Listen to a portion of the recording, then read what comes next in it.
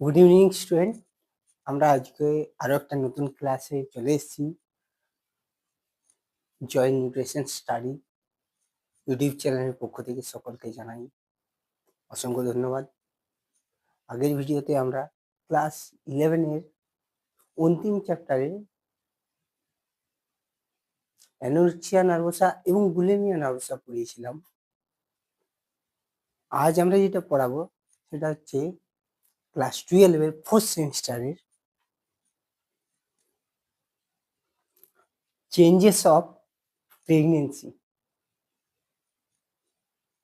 মানে first chapter যেটা pregnancy and lactating.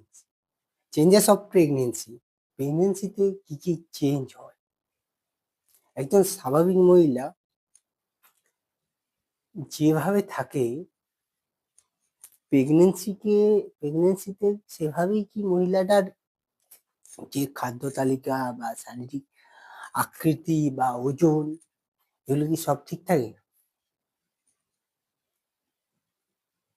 তোমরা নর্মালি কিরকম ভাবে দেখো, অনেক চেঞ্জ আছে। তো কনসেপ্ট গুলো কি হয় আমরা বহির্ভাবে দেখি, কিন্তু এই যে কথাগুলো এই কথাগুলোই প্রকৃতপক্ষে যে কোনো জিনিস বাস্তবে আমরা একটা জিনিস জানি যে বাস্তবে আমরা অনেক কিছু জিনিস দেখি, কিন্তু এই জিনিসগুলো প্রত্যেকটাই কিন্তু আমাদের বইয়ের পড়ার মধ্যে, বইয়ের অন্তর্গত, কোনো না কোনো একটা বিজ্ঞানের অন্তর্গত। ঠিক আছে, সেরকম এই যে আগের চ্যাপ্টার অ্যানোরেক্সিয়া বুলিমিয়া নার্ভোসা বিভিন্ন রকমের আমরা দেখেছি, চিনি না জানি না, এটা হতে পারে।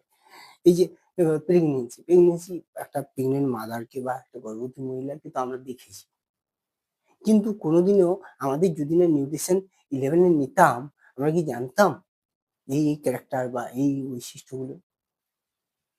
সুতরাং আমাদেরকে কি হয়, আমাদেরকে পড়ার সময় ভাবতে হয়। আর যে কোনো জিনিস আমি যদি পড়ার পর বা পড়ার সময় ভাবি না, পড়াটা খুব সুন্দরভাবে মনে থাকে, তাই তো? ক্লিয়ার? আমি আমার টপিকে চলে এসেছি, সোজা কথা। দেখো, আমরা যেটা পড়বো আজকে, যেটা পড়ছি ফিজিওলজিক্যাল চেঞ্জেস অফ প্রেগনেন্সি, মানে শারীরবৃত্তীয় যেসব চেঞ্জগুলো প্রেগনেন্সিতে হয়। দেখো, গর্ভাবস্থায় চেঞ্জ কেন হয়? মা নতুন ভ্রূণের সৃষ্টি করে, ভ্রূণের সৃষ্টির সাথে সাথে তার বিভিন্ন রকমের বিপাকীয় হরমোন গঠিত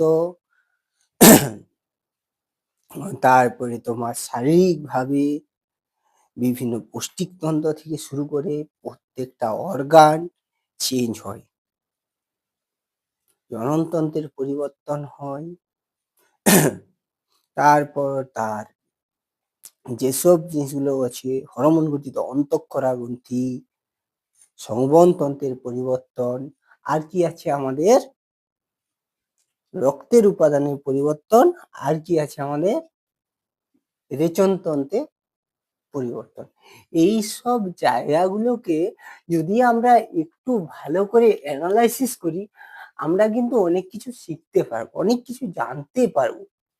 ক্লিয়ার ভাবে দেখো, মাদার যখন একটা মা প্রেগনেন্সির প্রথম অবস্থায় যখন চলে আসে, সেই মুহূর্তে তার প্রথম পরিবর্তন যেটা হয় জননতন্ত্রের পরিবর্তন।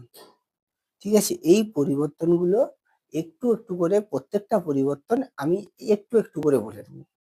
তোমরা ক্লাস 11-এ পড়ো, এই ক্লাস 12-এ পড়ো, ক্লাস 11-এ পড়ো, এই যে ক্লাসগুলোর মধ্যে আমরা যেটা কম কম করে পড়বো, আমরা অনার্স লেভেলে যখন যাব তখন কিন্তু এগুলো আমরা আরো বেশি বেশি করে পড়বো।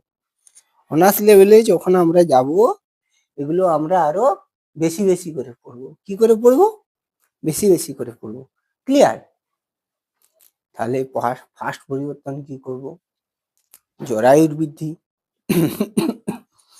কি হয়? জরায়ুর যে অভ্যন্তরীণ উপাদান, এই জরায়ুর অভ্যন্তরীণ উপাদানটা বৃদ্ধি পায়। জরায়ুর যে ওজন সেটা 50 গ্রাম অব্দি। কত গ্রাম? 50 থেকে, মানে 50 গ্রাম থেকে, বুঝতে পারছো? 1000, 100 বা 1400 গ্রাম পর্যন্ত বৃদ্ধি পায়। ঠিক আছে? জরায়ুর অভ্যন্তরীণ উপাদান মূল 0 থেকে বৃদ্ধি পেয়ে 5 থেকে 7 লিটার হয়। এই যে জরায়ুর যে অভ্যন্তরীণ উপাদান সেগুলি পূর্ণাঙ্গ গর্ভাবস্থায় 5 থেকে 7 লিটার হয়। বেশিরভাগ ক্ষেত্রে আমরা দেখতে পাই শিশুর যেসব মানে যে গর্ভপুষ্প সেটা কি হয় অ্যামনিওটিক তরল দ্বারা থাকে। জরায়ুতে যে পেশিগুলি তার দৈর্ঘ্য প্রসারণ ঘটে এবং জরায়ুর পেশিগুলিতে রক্ত প্রবাহ বৃদ্ধি পায়। এই সব ঘটনাগুলো আমরা ছোট ছোট ভাবে লক্ষ্য করি।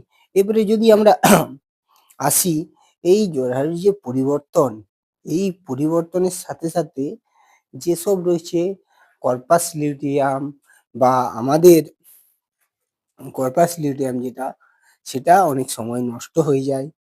স্তনমিন্তের আকার বৃদ্ধি পায়। স্তনমিন্তের চারিপাশে অ্যারিওলা নামক যে অংশটা সেই অংশটার রং বা রঞ্জনটা অন্যরকম হয়ে যায়। সার্ভিক্সের আয়তন বৃদ্ধি পায়। ঠিক আছে? এই ঘটনাগুলো ঘটে থাকে। এই ঘটনাগুলো ঘটার ফলে ধীরে ধীরে তার ওজনটাও বৃদ্ধি পায়।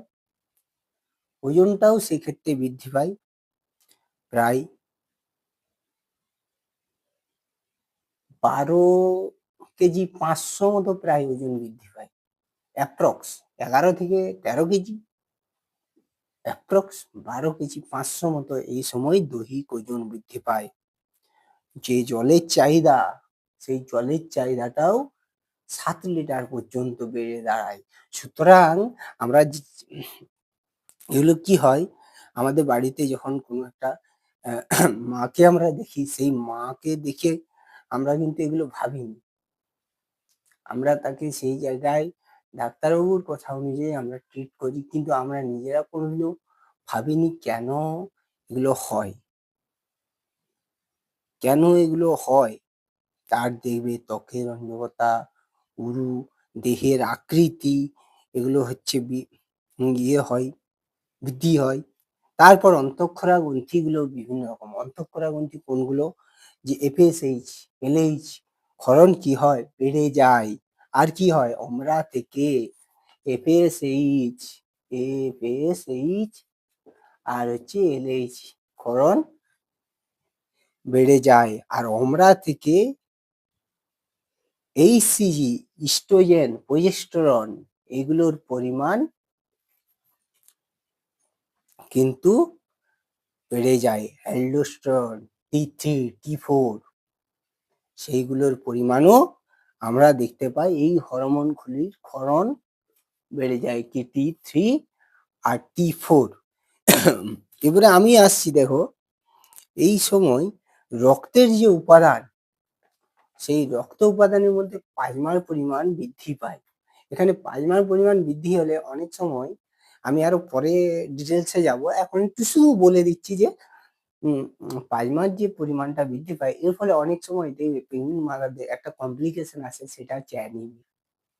পরে আমি এইটা নিয়ে ডিটেলসে আলোচনা করব নেক্সট ক্লাসে হয়তো বা সামথিং কিছু টাইম পরে।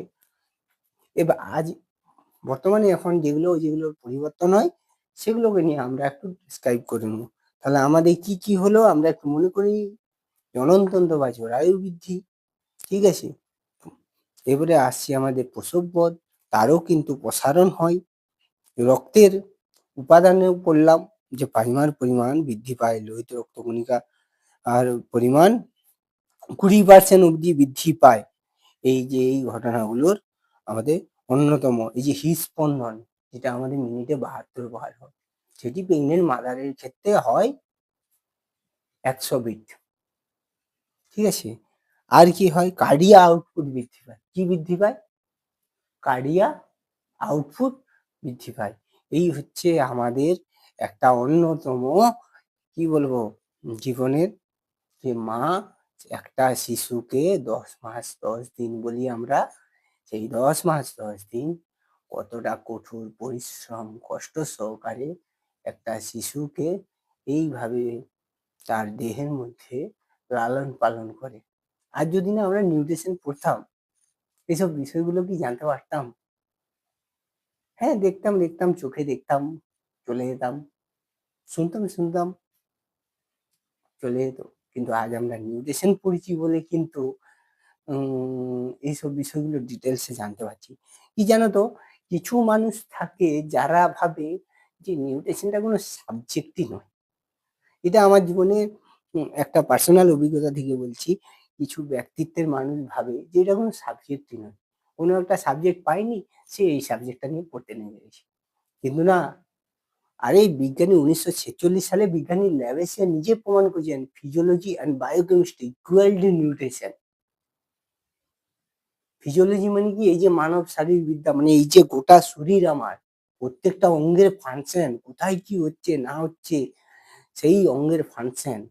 আর তার ভিতরে ঘটা যে কেমিস্ট্রি, তার ভিতরে ঘটা যে রিঅ্যাকশন প্রতি মুহূর্ত ঘটে চলছে। প্রতি মুহূর্ত। গ্যাস, অম্বল, অ্যাসিডিটি সব কোনো না কোনো একটা রিঅ্যাকশন।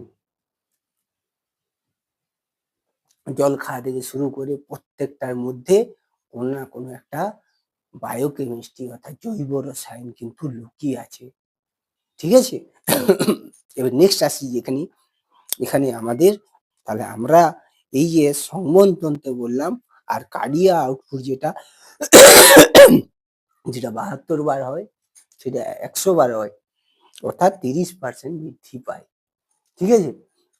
আর আমাদের যে বিএমআর, বিপাকীয় পরিবর্তন, ফার্ট মানে ফার্স্ট ট্রাইমেস্টার যেটাকে বলে সেটা 5%, পরে 12% অবধি বৃদ্ধি পায়। ঠিক আছে? মানে ফার্স্ট ট্রাইমেস্টারে যেটা বলছি আমি, সেটা হচ্ছে আমাদের 5% এবং দ্বিতীয় ট্রাইমেস্টারে সেটা আমাদের 12%। কত পার্সেন্ট? ফার্স্টে আমাদের 5% যেটা হয়, সেকেন্ডে সেটা হয় আমাদের 12%। ক্লিয়ার?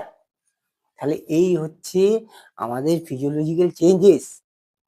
তোমাদের পরীক্ষার খাতায় খুব একটা সম্ভবত এই নিয়ে কোশ্চেন নিয়ে যদি আমি আলোচনা করি, কোশ্চেনটা নিয়ে যদি আমি আলোচনা করিতে বসি, তাহলে আমরা কি পাবো? সে এখান থেকে স্যার একটাই কোশ্চেন আসে যে এতগুলো চেঞ্জেস হয় আপনি বললেন, কোথায় রক্তের উপাদান, কোথায় জরায়ুর পরিবর্তন, কোথায় জননতন্ত্রের পরিবর্তন, মানে জরায়ু, জননতন্ত্র আর প্রস্রবপথ, এগুলো সব একই আন্ডারে পড়ে যাচ্ছে। কোথাও সংবহনতন্ত্রের পরিবর্তন, বিপাকীয় পরিবর্তনগুলো ঘটছে। এই সব বিএমআরটা হ্রাস পাচ্ছে। এই যে এত পরিবর্তন ঘটছে, জলসাম্যতা, ওজন বৃদ্ধি, অন্তঃক্ষরা গ্রন্থির পরিবর্তন, জননতন্ত্রের রোগ প্রতিরোধ ক্ষমতা পরিবর্তন। এই যে এই পরিবর্তন, রোগ প্রতিরোধ ক্ষমতাটা কি বলিনি? রোগ প্রতিরোধ ক্ষমতাটা বলা হয়নি, যাই হোক, রোগ প্রতিরোধ ক্ষমতাটা কমে যায়নি। কেন বলতো? কেন এই সময় বিভিন্ন রকমের ভাইরাসের সংক্রমণ হওয়ার সম্ভাবনা থাকে মারার। কখনো মাদারি জন্ডিস যা শিশুদেরও লক্ষ্য করা যায়। আমি কমপ্লিকেশন গুলো একটু পরে হয়তো আলোচনা করব, কিন্তু বর্তমানে আমি যেটা বলছি এই পরিবর্তনগুলো হয়। তোমরা এই পরিবর্তনগুলির মধ্যে দেখবে, তোমরা অ্যাজ এ, আমরা সবসময় জানি আমাদের কোশ্চেন 2+3, হাইয়েস্ট 3, সর্বোচ্চ হলে 4। সেক্ষেত্রে আমাকে এখানে বলে দিতেই পারে কোনো পার্টিকুলার যে জননতন্ত্রের কি পরিবর্তন হয় সেই পরিবর্তনগুলি লেখো। দিতেই পারে জননতন্ত্রের মোস্ট ইম্পর্টেন্ট প্রবাবিলিটি এন্ড যেটা আমাদের পরীক্ষায় আসার চান্স থাকে, যেটা আমাদের পরীক্ষায় আসার চান্স থাকে, জননতন্ত্রের পরিবর্তন। ঠিক আছে? এটা অন্যতম একটা কোশ্চেন, জননতন্ত্রের পরিবর্তন। এছাড়াও আসতে পারে আমাদের বিপাকীয় পরিবর্তন ও যে সংবহনতন্ত্রের পরিবর্তন, দুটো মিলে একটা কোশ্চেন আসতে পারে। ঠিক আছে? এই যে এই কোশ্চেন গুলো মোটামুটি এখান থেকে এই জায়গাটা থেকে এই দুটো কোশ্চেনের বেশি আর খুব একটা কোশ্চেন আসবে না, ঠিক আছে। আর আমাদের আরেকটা কোশ্চেন আসছে, সেটি হচ্ছে অন্তঃক্ষরা গ্রন্থির পরিবর্তন। তাহলে আমরা এখানে অন্যতম যদি চারটা পড়ে নিই তাহলে হয়ে যাবে। একটা হচ্ছে জননতন্ত্র, একটা অন্তঃক্ষরা গ্রন্থি, একটা কার্ডিয়া মানে আমাদের যে সংবহনতন্ত্র, আর একটা আছে আমাদের বিপাকীয় পরিবর্তন, মোস্ট ইম্পর্টেন্ট। তাহলে এই চারটা যদি আমরা পড়ে নিই তাহলে আমরা বুঝতে পেরে যাব যে এই চারটার থেকে যে কোনো একটা তোমাদেরকে দিতে পারে বা দুটো দিতে পারে, 2+2 4 হতে পারে, কিংবা একটা দিয়ে দিতে পারে 2 নম্বরে। এই হচ্ছে আমাদের হলো প্রেগনেন্সিতে একটা মাদারের বা গর্ভবতী মায়ের কি কি পরিবর্তনগুলো হয় সেগুলো। এরপরে আসছি আমি আমার নেক্সট টপিকে, ঠিক আছে। নেক্সটে আসছি আমাদের, জাস্ট 1 মিনিট।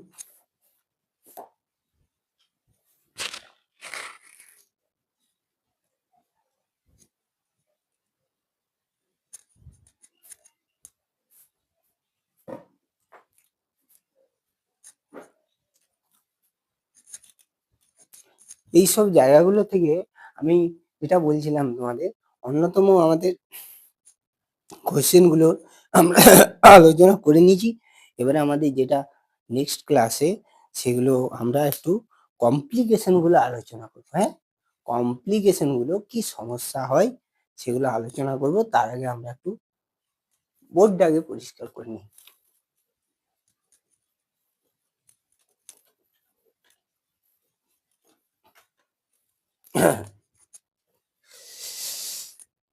তাহলে আমাদের কমপ্লিকেশন কি কি কি সমস্যা হতে পারে? হ্যাঁ, এই যে এই একটা মা যদি প্রেগনেন্সিতে থাকে তার জীবনে কি কি সমস্যা হতে পারে, কি কি সমস্যা আসতে পারে, সেই জায়গাগুলো আমরা একটু দেখে নেব। সেই জায়গাগুলো আমরা কিভাবে দেখব? আমাদের দেখো, প্রত্যেকটা জিনিসের আমাদের শরীরে যদি একটা কোনো পার্টিকুলার পরিবর্তন হয় তাহলে তো আমাদের কোনো একটা সমস্যা হবে। ধরো তুমি পড়ে গেছো, তুমি সাইকেল নিয়ে স্কুল গেছো, স্কুল গিয়ে তুমি হঠাৎ করে পড়ে গেছো। এই যে তুমি যে পড়লে, এই পড়ার কারণে তোমার কোনো না কোনো তো পরিবর্তন হবে, প্লাস সাথে কোনো না কোনো কমপ্লিকেশন তো আসবে, মানে কোনো সমস্যা তো আসবে, তাই না? যেহেতু আমি ভিডিওটা বেশি লং করতে চাইনি, তাও আমি বলে দিচ্ছি। এই যে একটা তুমি পড়ে গেছো, তোমার হাঁটু ছিলতে পারে, ভেঙে যেতে পারে, মুচকে যেতে পারে, ব্যথা হতে পারে, তাই তো? সেরকম ভাবে মা যদি তার এই দেহের চেঞ্জেস গুলো আসে, তার তো পরিবর্তন হবে, অনেক পরিবর্তন হবে। দেখো, যেমন আমরা একটা অন্যতম পরিবর্তন টক্সিমিয়া। টক্সিমিয়া কি? টক্সিমিয়া হলো আমাদের অন্যতম যে পরিবর্তনটি বলছে সিস্টোলিক প্রেসার এবং ডায়াস্টোলিক প্রেসার জনিত, অর্থাৎ একটি রোগ, সেটি হচ্ছে টক্সেমিয়া, যেটা রক্তচাপ, প্রি এক্লেমসিয়া, খিঁচুনি, সিজার, আর কি আছে পিআইএইচ, প্রেগনেন্সি ইন্ডিউস অফ হাইপারটেনশন যেটাকে বলছি, সেটাও কিন্তু এর আন্ডারে। তাহলে টক্সিমিয়া কাকে বলে, প্রি এক্লেমসিয়া কাকে বলে, এগুলো সব কিন্তু একটা আমাদের, বা এক্লেমসিয়া, এগুলো সব উচ্চ রক্তচাপ জনিত সমস্যা। এই সময় কি হয়? ওডেমা। কি হয় ওডেমা? মানে পা ফুলে যাওয়া, শরীরে জল জমে যাওয়া। এর ফলে কি হয়? আর একটা হচ্ছে মূত্রের মধ্যে যে প্রোটিন, সেই প্রোটিনের পরিমাণটা বৃদ্ধি পায়, ঠিক আছে? এই ঘটনা। এরপর হচ্ছে এই আমাদের এক্লেমসিয়া বা প্রি-এক্লেমসিয়া বা টক্সিমিয়া বললাম। আরেকটা আছে বমি বমি ভাব বা বমি হওয়া। দেখবে মাদাররা, আমরা বাড়িতে দেখেছি যখন ফার্স্ট টাইম প্রেগনেন্সিতে আসে অনেক সময় কি হয়, মর্নিং এর টাইপে মানে সকালের দিকে মা উঠে যেয়ে বমি করতে যায় বা কোনো একটা খাবার খাওয়ার পরে বমি করতে যায়। কেন? এই যে মর্নিং টাইমে বমি করতে যাওয়া, এটা আমাদের কোয়েশ্চেন আসে মর্নিং সিকনেস। এই কোয়েশ্চেনটা ভেরি, ভেরি ইম্পোর্টেন্ট। যেমন এক্লেম্পসিয়া, প্রি এক্লেম্পসিয়া যতটা ইম্পোর্টেন্ট, মর্নিং সিকনেস বলতে কি বুঝি সেটাও কিন্তু অন্যতম ইম্পর্টেন্ট। কি মর্নিং সেন্স বলতে আমরা কি বুঝি? যে সকালবেলায় উঠে মায়ের যে বমি ভাব উঠে আসা, সেই বমি ভাবটাকে আমরা মর্নিং মর্নিং সিকনেস বলে আমরা বলতে পারি। হুম? এই যে এই ছাড়াও আমাদের আছে কনস্টিপেশন। কারণ এই সময় আমাদের মা কিন্তু খুব বেশি জানে না। তার পরিবার তাকে অন্ধকারে রাখে। তাকে ঠিকঠাক করে তার যত্ন নিতে পারে না। তার ফলে কি হয়? আমি একটু বলে নিই। তার ফলে কি হয়? তার জলগ্রহণ অনেক সময় কম হয়। জলগ্রহণটি কম হওয়ার ফলে একটা কোষ্ঠকাঠিন্য বা কনস্টিপেশনটি প্রবণতাটা খুব প্রবল হারে বেড়ে যায়। ঠিক আছে? ভ্রূণটা যখন বাড়ছে তখন কি হচ্ছে? ক্ষুদ্রান্তের নিম্ন অংশে চাপ পড়ে। কোথায় পড়ে? এই যে আমাদের ক্ষুদ্রান্ত রয়েছে, এই ক্ষুদ্রান্তের নিম্ন অংশে চাপ পড়ে।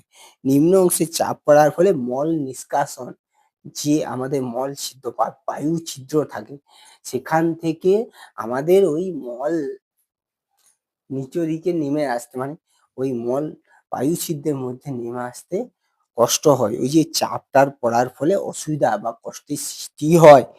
এই জন্যে আমাদের এই কনস্টিপেশন বা কোষ্ঠকাঠিন্যটি আমরা দেখতে পাই। এটিকে আমরা কি বলবো? কনস্টিপেশন। এটি হচ্ছে গর্ভাবস্থায় অন্য একটি মানে বিশেষ সমস্যা। এছাড়াও আরেকটি সমস্যা আছে, সেটি কি? আমাদের অ্যানিমিয়া। আমি খানিকক্ষণ আগে যখন চেঞ্জেস গুলো পড়াচ্ছিলাম, তোমরা যারা একটু ভালো করে ক্লাসটা করছো তারা কিন্তু বুঝতে পারবে যে আমি বলছিলাম সেখানে প্লাজমার পরিমাণ কিন্তু বৃদ্ধি হয়। যেহেতু প্লাজমার পরিমাণ বৃদ্ধি হয়, আমাদের রক্তের 55% আমাদের প্লাজমা আর 45% লোহিত রক্তকণিকা, শ্বেত রক্তকণিকা, অনুচক্রিকা। যেহেতু প্লাজমার পরিমাণটা বৃদ্ধি হয়, সেহেতু আমার এখানে লোহিত রক্তকণিকার পরিমাণটা তো কমতেই পারে। কোনো কারণবশত এই সময় আমি যখন গর্ভাবস্থায় কোনো একটা মাকে কি খাবার দেবো, কোনো একটা মাকে কি খাবার দেবো, সেই খাবার যদি না ঠিকঠাক করে পড়ে, যে আমাদের আয়রন, ফলিক অ্যাসিড, এই টাইপের কিছু খাবার আমরা দিয়ে থাকি, আয়রন, ফলিক অ্যাসিড ট্যাবলেট, এই টাইপের খাবারগুলো যদি না দেয়া হয়, ভ্রূণ তো ভিতর থেকে বৃদ্ধি হচ্ছে। মা কিন্তু ভ্রূণকে অ্যাম্বিলিক্যাল কর্ডের মাধ্যমে পুষ্টি দিচ্ছে। এই যে এই পুষ্টি পদার্থ যে যাচ্ছে, এই পুষ্টি পদার্থ যাওয়াটা একটা অন্যতম জায়গা। এই যে আয়রন, ফলিক অ্যাসিড, এই জাতীয় পুষ্টি উপাদানগুলি যদি ঠিকমতো ভাবে না থাকে, ভিটামিন B12, অ্যানিমিয়ার সৃষ্টি হয়। এবারে কি হচ্ছে? এই অ্যানিমিয়াটা দুটো ভাবে হয়। একটি হচ্ছে লো গঠিত অ্যানিমিয়া, যেখানে তোমার লোর অভাবে অ্যানিমিয়া হচ্ছে। আরেকটি হচ্ছে মেগালোব্লাস্টিক অ্যানিমিয়া। তাহলে প্রেগনেন্সিতে কোন ধরনের অ্যানিমিয়া দেখা যায়? লো গঠিত অ্যানিমিয়া আর মেগালোব্লাস্টিক অ্যানিমিয়া। এবারে কি আমি যদি বলি যে মেগালোব্লাস্টিক অ্যানিমিয়া কাকে বলে? যে ফলিক অ্যাসিডের অভাবে রক্তে হিমোগ্লোবিন তৈরি হতে পারে না, অ্যানিমিয়া রোগ দেখা যায়। হিমোগ্লোবিন তৈরি হতে পারে না, এই ধরনের অ্যানিমিয়া যে রোগের সৃষ্টি হয়, এছাড়াও ফলিক অ্যাসিড, ভিটামিন B12 এর অভাবে যেই অ্যানিমিয়াটা সৃষ্টি হয়, তাকে আমরা বলবো কিন্তু মেগালোব্লাস্টিক অ্যানিমিয়া। এই জন্যে মাকে এবং একটা বাচ্চাকে তার কি খাওয়ানো হয়? মাকে এবং একটা বাচ্চাকে এই সরি, শুধুমাত্র মাকে কি হয়? আয়রন এবং ফলিক অ্যাসিড ট্যাবলেট খাওয়ানো হয়। এই সময় আমি যখন আরো পড়াবো, তখন তোমরা দেখতে পাবে আয়রন, ফলিক অ্যাসিডের মাত্রাগুলো প্রেগনেন্সিতে এখন সম্ভবত ফলিক অ্যাসিডটা দেওয়া হয় 570 mg, আর আয়রনটা দেওয়া হয় 23, না হ্যাঁ সামথিং 23। স্যার এখান থেকে তো আমাদের একটা কোশ্চেন চলে আসে। আপনি বলছেন আয়রন লাগবে, ওখানে আমাদের আইসিএমআর বসে আছে, আইসিএমআর নিম বসে আছে, তারা কমিয়ে দিচ্ছে কেন? কেন কমিয়ে দিচ্ছে? তার একটা কারণ আছে। এই সময় মায়ের মেনস্ট্রুয়াল সাইকেলটা বন্ধ থাকে। এই জন্যে এই সময় আয়রনের ভাঙনটা কম। যতটুকু যা প্রয়োজন মা খাবারের সাথে অলরেডি পেয়ে যায়। শুধুমাত্র যেই আয়রনটা দেওয়া হয় সেটা শিশুর জন্য। শিশুর জন্য। আমার দেখবে আমাদের 11-12 বইগুলোতে একজন মাদারের আয়রনের চাহিদা লেখা আছে সম্ভবত 27।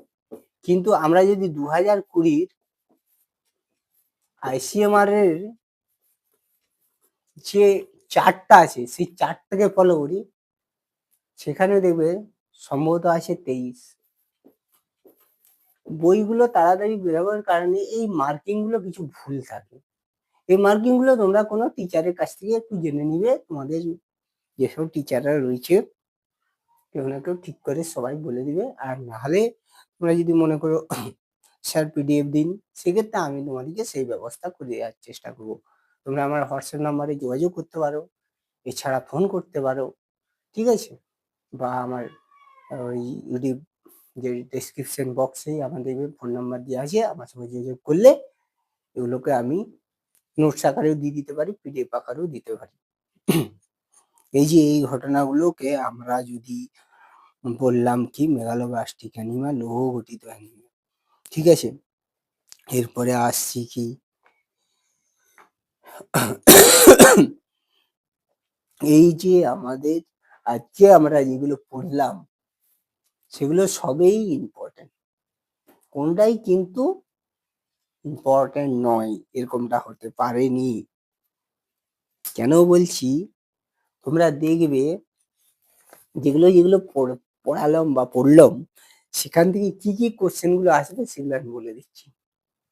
1 নম্বর কোশ্চেন, এই যে কমপ্লিকেশন বা সমস্যা,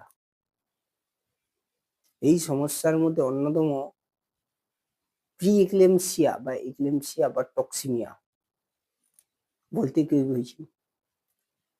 পিআইএইচ, প্রেগনেন্সি ইন্ডিউস হাইপারটেনশন বলতে কি বুঝি? মেগালোব্লাস্টিক অ্যানিমিয়া বলতে কি বুঝি? অন্যতম কোশ্চেন, আমাদের